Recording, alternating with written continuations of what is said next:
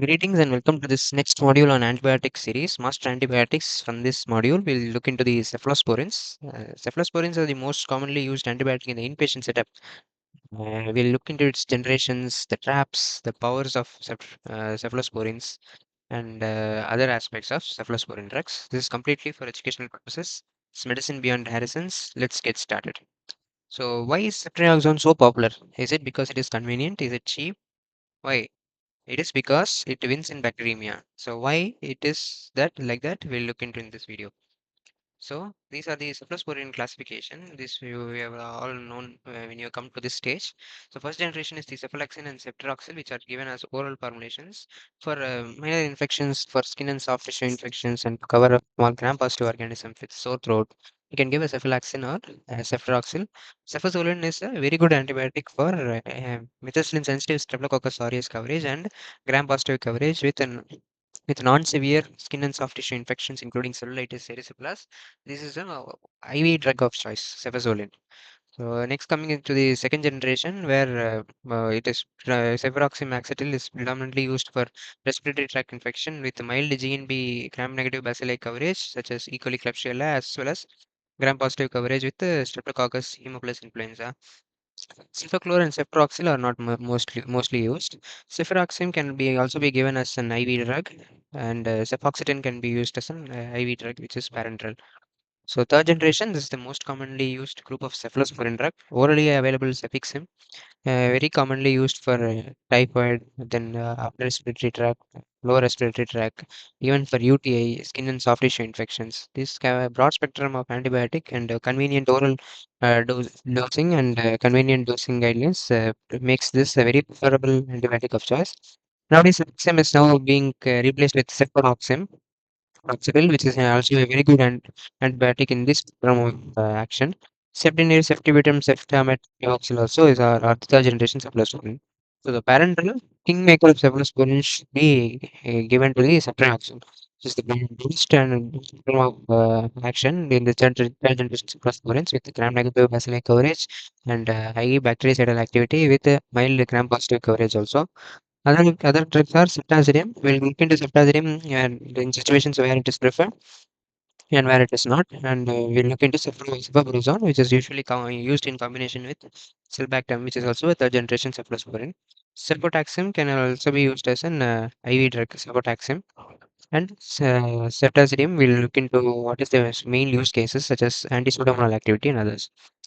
Generation cephalosporin is Cefepime and Cefpro. Cefepime is a very good antibiotic for AmpC inducible organisms and also has an activity against Pseudomonas. So these are the four generation cephalosporins. Have the similar spectrum to ceftriaxone with an added coverage to Pseudomonas as well as AmpC organisms.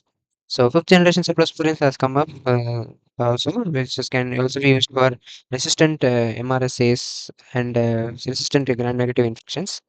These are not commonly available. So core principle is every decision revolves around these true facts. That is, beta-lactam is bactericidal. The very important advantage of this group of drug is that it is bactericidal. It has a time-dependent killing mechanism. So the amount of time the drug stays in the body is equal to the killing mechanism and the efficacy of the drug. So it has excellent safety profile and such that it is very preferable in use cases and very less side effects compared to other group of drugs.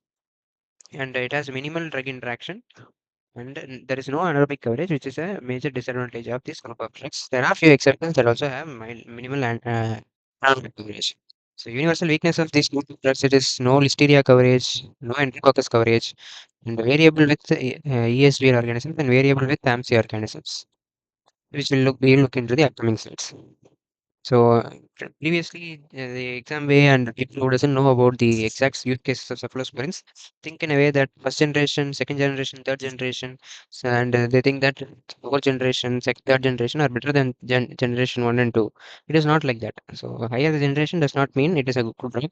We use generations with meaning, with not just numbers. So it has a different spectrum of activity. Each generation has different spectrum of activity and specific use cases. So we have to think in the way of how IDSA recommends. So this solves the major drug issue in use cases of cephalosporins. So the first and second generation cephalosporins, these are surgical and community tools and not used mainly in the ICU. Cefazolin is a very good drug. The first generation cephalosporin, it is a very good drug. So don't think that first generation drugs are uh, not so good drugs. These are an unrelated gem. There's excellent coverage against MSSA organisms. Even for bacteremia, the preferable drug of choice is Cefazolin. If not available, you can go for flucloxacillin, dicloxacillin. So in most cases, Cefazolin does the job excellently. It is also the drug of choice for Streptococcus. Mainly use cases are medicine-sensitive Staph aureus bacteremia, and for surgical prophylaxis, skin and soft tissue infections. So Cefazolin beats Ceftriaxone for MSSA. In fact, it even beats Vancomycin for the treatment of MSSA. So the drug of choice for MSSA bacteremia is Cefazolin and not Vancomycin and not Ceftriaxone. So cefuroxime is a second generation cephalosporin, which is commonly used as a community respiratory antibiotic, right? Better gram-negative than first generation. Mainly used in non-ICU setup, community acquired pneumonia, and OPD use. It's not used for ICU cases or in sepsis. So ceftriaxone, this is the king of cephalosporins is the ceftriaxone. So it is a very unique combination. It combines the strong gram-negative activity with the excellent bloodstream penetration, predictable pharmacokinetics with once daily dosing, and narrower activity with BLBLAs, which covers most of the important use cases where BLBLA lacks. So ideal use cases are gram-negative bacteremia, which is non-ESBL organism, urosepsis, community acquired pneumonia, meningitis, typhoid, and spontaneous bacterial peritonitis. So most of the use cases and the predominant infections in the body are covered by ceftriaxone when the organism is susceptible. So ceftriaxone, it is these are myths revolving around ceftriaxone that it is too weak, it is a too old drug, BLBLAs are strong. All these are just myths. Ceftriaxone is better than Piperacillin-Tazobactam for definitive gram-negative bacteremia. It's a very important fact to be understood that ceftriaxone is a very good drug. So always these have few limitations. Good drug also have few limitations. So medicine is all about knowing the good things about the drugs and the few limitations about it. So there is no enterococcus coverage, no pseudomonal coverage, no ESBL organism binding. So all these problems should be solved by usage of different groups of drugs or the next generations of respirants. We'll talk about it in the next upcoming slides. It has a high protein binding, so in severe hyperuremia, the drug levels may reach to a very high levels, causing toxicity. So predominant side effects include cholecystitis, so it may crystallize in the gallbladder, causing pseudobiliary lithiasis. So try to avoid ceftriaxone in a patient who is having cholelithiasis or biliary sludge, or in a case where you need to cover cholangitis or uh, choledocholithiasis. In such cases, ascending cholangitis. In such use cases, try to avoid usage of ceftriaxone. Instead, in these use cases, you can go for VLBLA such as Piperacillin-Tazobactam. And has a rarely also known to cause hepatitis with hepatocellular pattern of jaundice with AST, ALT enzyme elevations, usually less than 3 to 4 times the upper limit of normal. So hematological abnormalities, it is known to cause neutropenia, thrombocytopenia, and impaired platelet aggregation, and rarely it can also cause hemolytic anemia. So there will be drug rash, anaphylaxis, can cause delirium, seizures, myoclonus, non-convulsive status epilepticus, and clostridial deficit. These are very rare side effects, but needs to be kept in mind in a patient who was started on ceftriaxone, who goes into a status epilepticus or goes into delirium, seizures, and you have to try to differentiate it from sepsis-induced delirium, sepsis-induced seizures from the drug-induced causes. That's where the role of physician lies. So ceftazidime, also a third generation cephalosporin drug. It is not never used as a monotherapy in sepsis unless justified. This is the most important takeaway point from this slide.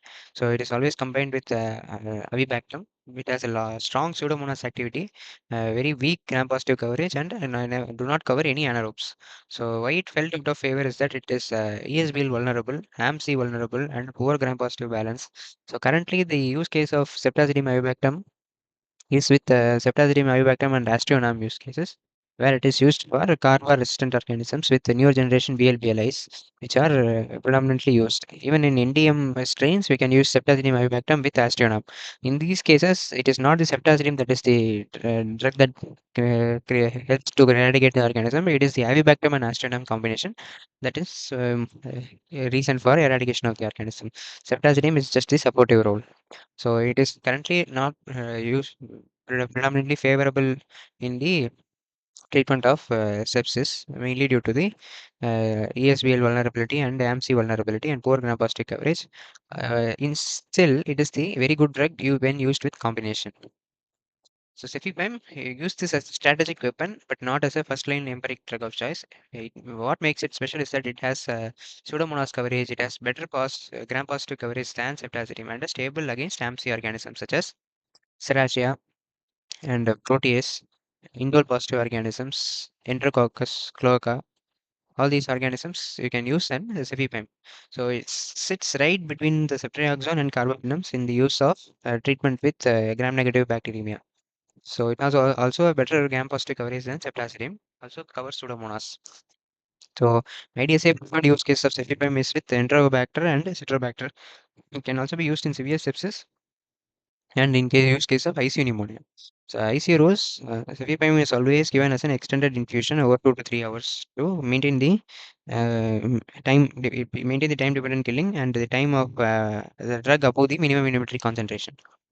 So treating ESBL with ceftriaxone is the major trap that one can do. So if you suspect a ESBL organism, go for either carbapenems so that you will have no failure. There is high failure rate when treating ESBL organism with ceftriaxone.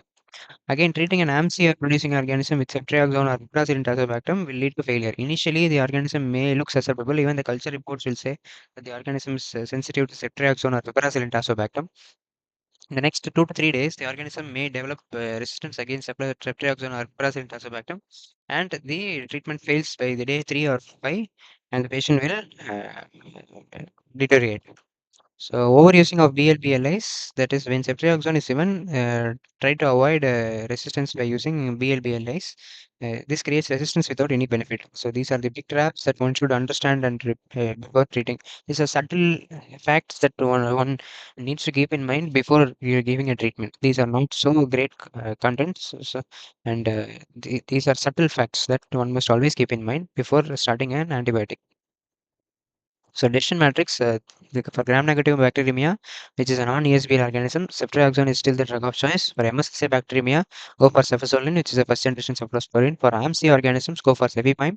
For ICU pneumonia, cefepime again. You can also go for carbapenems. Suspected pseudomonas, either go for cefepime or ceftazidime. Ceftriaxone does not cover pseudomonas. For ESBL organisms, go for carbapenems and not the cephalosporins. So, for example, you have a unisepsis case which is sensitive to ceftriaxone, sensitive to cefeprazone, sensitive to Tazobactam. So, in all these cases, try to go with ceftriaxone because it is a superior definitive choice because of comparable pharmacokinetics and highly good outcome data and time-tested drug with high efficacy on clearing the bacteremia. Go for ceftriaxone even if it is sensitive to Piperacillin-Tazobactam or Magnex 4, that is cefeprazone sulbactam. So ceftriaxone wins when the enemy is known. So ceftriaxone is still the king of drug of cephalosporins, and cefepime wins when the resistance is suspected, made predominantly the AmpC organisms. So, for example, you see a urine culture with Enterobacter cloaca, and it is showing that it is ceftriaxone sensitive and cefepime sensitive. So, when ceftriaxone sensitive, we tend to go for ceftriaxone or cephalosporin sulbactam, but the treatment might fail. Why? Because why is Cefepime correct and not ceftriaxone? So if you know the answer, leave it behind in the comments. Hope you understood what is being discussed about in this module on cephalosporins. We'll meet in the next upcoming module, this Master Antibiotic series. Thanks for watching. This is Medicine Beyond Harrison's.